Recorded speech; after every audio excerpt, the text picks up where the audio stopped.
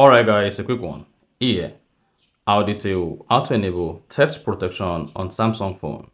So if at the end of this you found this helpful and informative, please don't forget to like and then subscribe.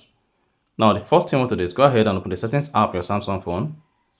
Scroll down, locate and click on security and privacy.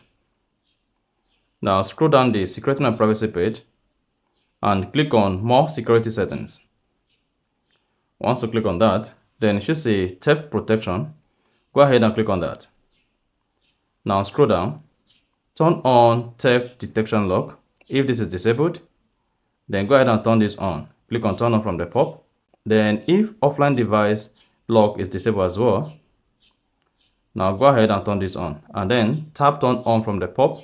Now each time your Samsung phone screen detects that someone ran away with your phone screen will be locked, and each time someone swiped down the control center to turn on airplane mode, this is going to lock your Samsung phone screen as well. So that's exactly how to enable or turn on theft protection on Samsung phone.